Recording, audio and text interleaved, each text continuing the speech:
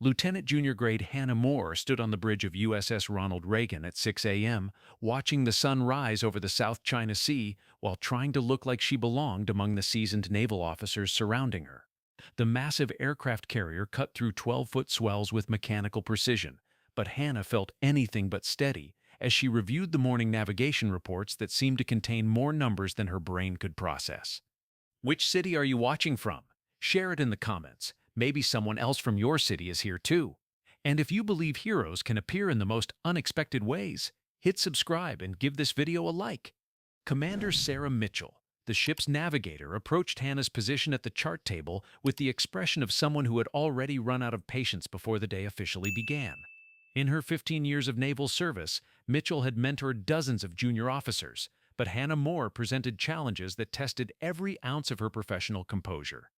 "More," Commander Mitchell said, her voice carrying the tone of weary frustration that had become standard whenever addressing the ship's most problematic junior officer. "Walk me through your plot of our current position."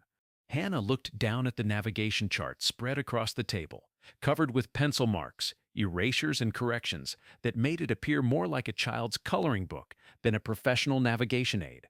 She had been working on the same position plot for over an hour, but somehow the numbers refused to align properly in her mind. "Ma'am," Hannah began hesitantly, pointing to a mark on the chart that was clearly in the wrong location. "Based on the GPS coordinates and our last bearing fix, I calculate our position to be approximately here." Commander Mitchell stared at the chart with barely concealed disbelief. Hannah's plotted position showed USS Ronald Reagan sitting in the middle of a small island, approximately 50 miles inland from their actual location in the South China Sea.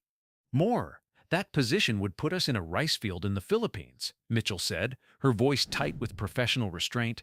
"Please tell me you understand why that's problematic for a 100,000-ton aircraft carrier." Several junior officers within earshot suppressed snickers. Hannah's navigation errors had become legendary throughout the ship, providing a steady source of entertainment for sailors who had grown weary of the routine monotony of extended deployments. Hannah's face flushed red with embarrassment. "Ma'am, I must have made an error in my calculations. Let me recalculate the position." "Don't bother," Mitchell replied curtly. "Ensign Rodriguez will handle the morning navigation plot. You can observe and try to learn something." As Hannah stepped away from the chart table, she caught the whispered comments from nearby officers who made no effort to hide their amusement at her expense. "How did she make it through OCS?" muttered Lieutenant Peterson, the ship's communications officer. "I heard she graduated last in her class," replied Ensign Williams. "Probably some kind of diversity quota." "8 months on this ship, and she still can't plot a basic position," added Chief Petty Officer Johnson. "My nephew and sea cadets could do better navigation." Hannah absorbed these comments with the practiced stoicism of someone who had endured similar criticisms for months. She knew exactly what the crew thought of her: incompetent, unqualified, and probably destined for administrative duties once this deployment ended. If they only knew the truth, their perspectives might change dramatically. But the truth was classified at levels that made most officers' security clearances worthless, and Hannah was under strict orders to maintain her cover as an incompetent junior officer, regardless of the personal cost to her reputation and career prospects. The morning brief in the ship's intelligence center provided no relief from Hannah's professional humiliation. As the ship's most junior intelligence officer, she was assigned routine tasks that required minimal expertise, but somehow managed to struggle even with basic administrative duties. "More," called out Lieutenant Commander Roberts, the ship's intelligence officer. "I need you to compile the morning threat assessment from the overnight message traffic." Hannah approached the secure computer terminal and began scrolling through classified messages that detailed potential threats in the South China Sea. To any observer, she appeared to be struggling with information that should have been straightforward for any intelligence officer to process.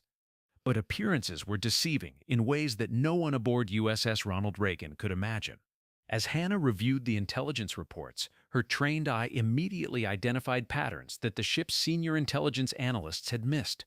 Coded references in seemingly routine maritime traffic reports, subtle changes in Chinese naval patrol schedules, and irregular communication patterns that suggested coordinated surveillance activities targeting U.S. naval operations.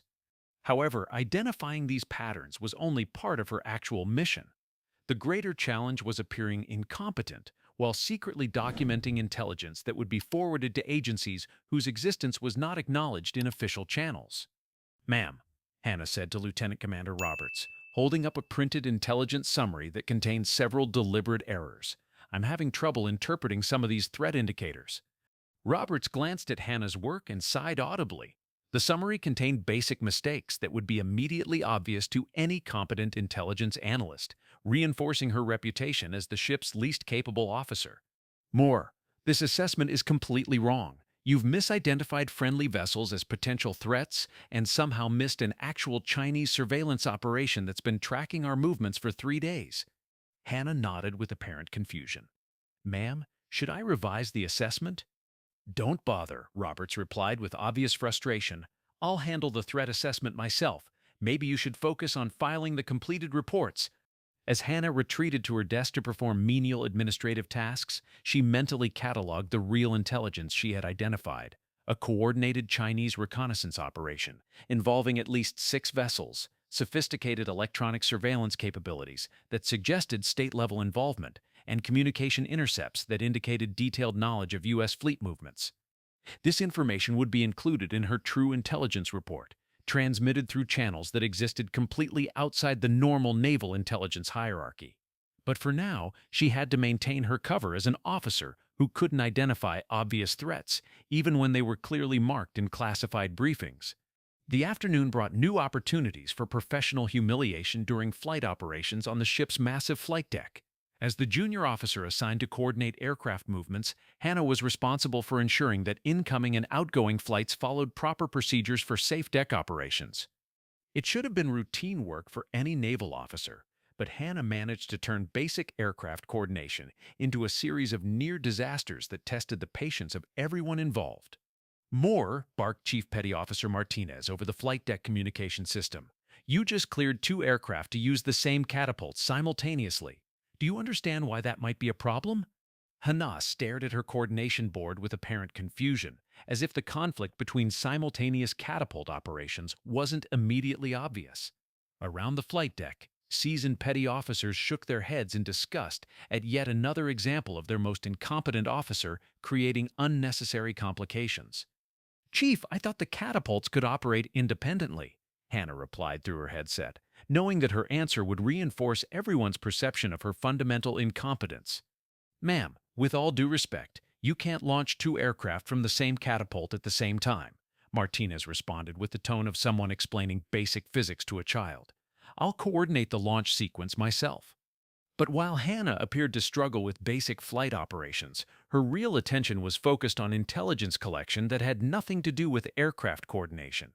She was monitoring radio frequencies, documenting electronic signatures from Chinese reconnaissance aircraft, and tracking pattern changes in enemy surveillance activities. Her apparent incompetence provided perfect cover for intelligence work that required her to be present during sensitive operations without drawing attention to her actual capabilities or mission objectives.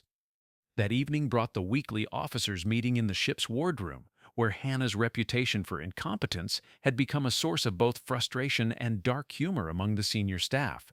Captain Williams, the ship's commanding officer, had grown increasingly concerned about having such a seemingly incompetent officer aboard his ship during a critical deployment. "Ladies and gentlemen," Captain Williams began, "we need to discuss personnel issues that are affecting our operational effectiveness." Every officer in the room knew exactly what personnel issues the captain was referencing. Hannah Moore had become the ship's most problematic officer, creating difficulties that seemed to multiply with each passing week. "Commander Mitchell," Captain Williams continued, "what's your assessment of Lieutenant Moore's performance and navigation duties?" Mitchell chose her words carefully, aware that her evaluation would become part of Hannah's permanent record. "Sir, Lieutenant Moore continues to struggle with basic navigation principles. Her position plotting is consistently inaccurate, and she appears to have difficulty understanding fundamental concepts that should be second nature to any naval officer." Captain Williams nodded grimly. "Lieutenant Commander Roberts, how is she performing in intelligence duties?" Roberts was equally diplomatic, but clearly frustrated. "Sir, Lieutenant Moore has difficulty interpreting routine intelligence reports.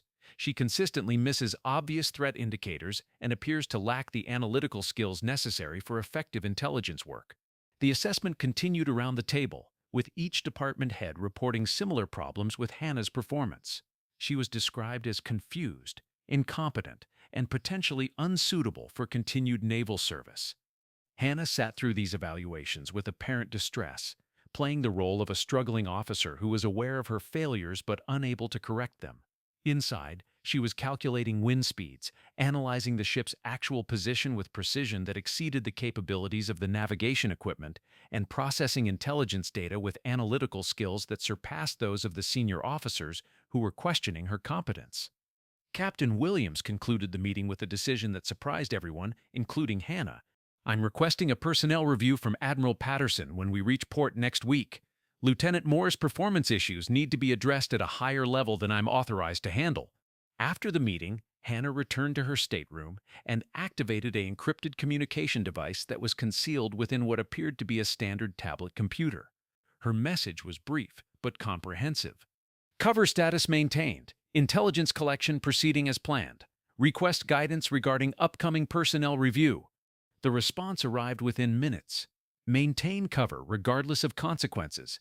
Admiral Patterson has been briefed on your actual status. Continue mission as assigned." 3 days later, USS Ronald Reagan pulled into Pearl Harbor for a scheduled port visit, and Hannah found herself standing at attention in Admiral Patterson's office at Pacific Fleet Headquarters. Also present was a civilian woman who introduced herself only as Mrs. Chen, from the Office of Naval Intelligence. "Lieutenant Moore," Admiral Patterson began, studying Hannah with interest rather than the frustration she had expected. "Your commanding officer has requested a review of your performance and suitability for continued naval service." Hannah remained at attention. "Yes, sir." Mr. Chen opened a file folder that was significantly thicker than Hannah's official personnel record. "Lieutenant, your ship's senior staff describes you as incompetent, confused, and potentially unsuitable for naval service. How do you respond to these assessments?" Hannah chose her words carefully. "Ma'am, I acknowledge that my performance has not met the standards expected of a naval officer." Admiral Patterson leaned back in his chair. "Moore, that's interesting phrasing. You acknowledge that your performance hasn't met standards, but you don't claim to be incompetent." Hannah remained silent, uncertain how much she was authorized to reveal. Miss Chen spoke up. "Lieutenant, we're going to discuss some classified information that will require you to sign additional non-disclosure agreements. Are you prepared for that level of conversation?" "Yes, ma'am." Mr. Chen produced a document that Hannah recognized as a Special Access Program acknowledgement, far more restrictive than standard military classification levels. After Hannah signed the paperwork, the real conversation began. "Lieutenant Hannah Moore," Mr. Chen said, "also known by the operational designation Seagull 7, currently assigned to Naval Intelligence Special Operations under deep cover aboard USS Ronald Reagan." Admiral Patterson studied Hannah with new interest. "Moore, your actual background is impressive. Naval Academy graduate, top 5% of your class. Advanced intelligence training at DAMNEC, specialized in electronic surveillance and maritime threat assessment." Hannah finally relaxed slightly. "Yes, sir, that's correct." Mr. Chen continued. "For the past 8 months, you've been conducting classified intelligence collection aboard USS Ronald Reagan while maintaining cover as an incompetent junior officer to avoid detection by foreign intelligence services." "Yes, ma'am. The mission has required me to appear incapable while actually performing intelligence work that couldn't be accomplished through normal naval channels." Admiral Patterson was impressed despite himself. "Moore, maintaining that level of deception for 8 months, including fooling experienced naval officers who work closely with you daily, requires exceptional discipline." Hannah nodded. "Sir, it's been challenging to accept professional humiliation while accomplishing mission objectives that I couldn't acknowledge or defend." Mr. Chen leaned forward. "Lieutenant, your intelligence reports have been exceptionally valuable. The Chinese surveillance operations you've identified and documented have provided crucial insights into their capabilities and intentions in the South China Sea. However," Admiral Patterson interjected, "your cover may have been too effective. Captain Williams is genuinely concerned about having you aboard his ship, and your fellow officers question your suitability for naval service." Hannah had been dreading this conversation. "Sir, has my cover been compromised by the personnel review?" Mr. Chen shook her head. "No, but we need to make some adjustments to prevent your career from being permanently damaged by this extended deception." Admiral Patterson explained the plan they had developed. More, we're going to arrange for you to demonstrate sudden, dramatic improvement in your performance. It will be attributed to intensive remedial training during this port visit. Hannah looked concerned. Sir, won't sudden competence appear suspicious to officers who have observed my supposed incompetence for months? Miss Chen smiled. That's where this gets interesting. We're going to reveal part of your actual background, but not all of it.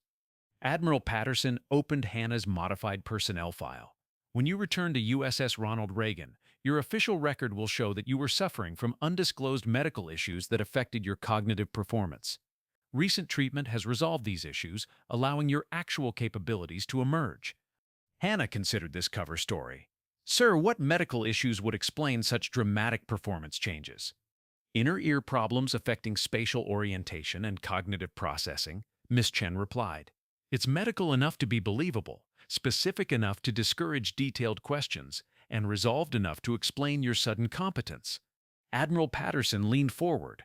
More, this will allow you to continue your intelligence mission while performing at a level that won't damage your naval career. You'll still be the same person, but with a medical explanation for your previous struggles. Hannah felt relief for the first time in months. Sir, this means I can stop appearing incompetent? Partially, Mr. Chen cautioned. You'll need to demonstrate competence in normal naval duties while maintaining your intelligence collection activities. The challenge will be appearing normally capable rather than exceptionally skilled. Admiral Patterson stood up. More, you've done exceptional work under extremely difficult circumstances. Your ability to maintain cover while collecting valuable intelligence has exceeded all expectations. Hannah felt pride, mixed with exhaustion. Thank you, sir. It's been the most challenging assignment of my career. 2 weeks later, Hannah returned to USS Ronald Reagan with her modified cover story and authorization to demonstrate the competence she had been hiding for 8 months.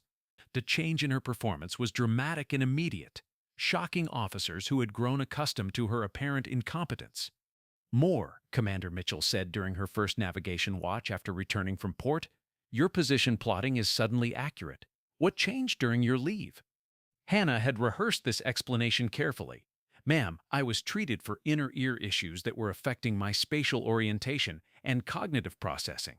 The medical treatment has resolved those problems. Mitchell studied Hannah's precise navigation work with amazement. More, this is expert-level navigation. You're plotting positions more accurately than officers with years of experience. Hannah maintained her cover story while demonstrating just enough competence to appear normally capable rather than exceptionally skilled. It was a delicate balance that required constant attention to avoid revealing too much of her actual abilities. Lieutenant Commander Roberts was equally amazed by Hannah's sudden competence in intelligence analysis. More, your threat assessments are suddenly comprehensive and accurate. This analysis of Chinese reconnaissance activities is graduate-level work. Hannah continued her medical explanation while secretly maintaining the intelligence collection activities that were her actual mission. She could finally demonstrate competence in routine duties while continuing the classified work that had brought her to USS Ronald Reagan in the first place.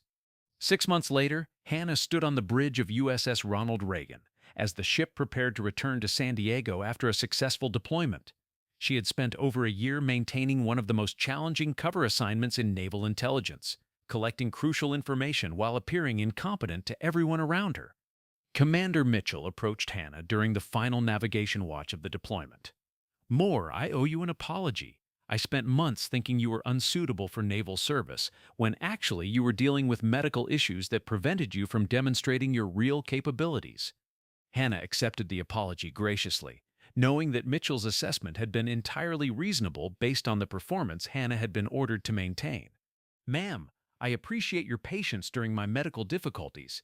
Your mentorship helped me maintain focus even when I was struggling with basic tasks. Mitchell smiled. More, you've become one of our most reliable junior officers. Your navigation work and intelligence analysis are consistently excellent. As USS Ronald Reagan approached San Diego Harbor, Hannah reflected on the unique challenges of her assignment. She had voluntarily accepted professional humiliation, personal embarrassment, and career damage to accomplish intelligence work that couldn't be achieved through conventional means. Her phone buzzed with an encrypted message. Mission accomplished. Exceptional performance under difficult circumstances. New assignment awaits. Hannah smiled as she put her phone away. She had proven that sometimes the greatest service requires accepting misunderstanding, that the most valuable work often goes unrecognized, and that true professionalism sometimes means allowing others to think less of your abilities while accomplishing objectives they never imagined. The woman who had been known as the ship's biggest joke had actually been one of naval intelligence's most effective operatives, proving that competence and incompetence are sometimes separated only by the observer's knowledge of the full picture.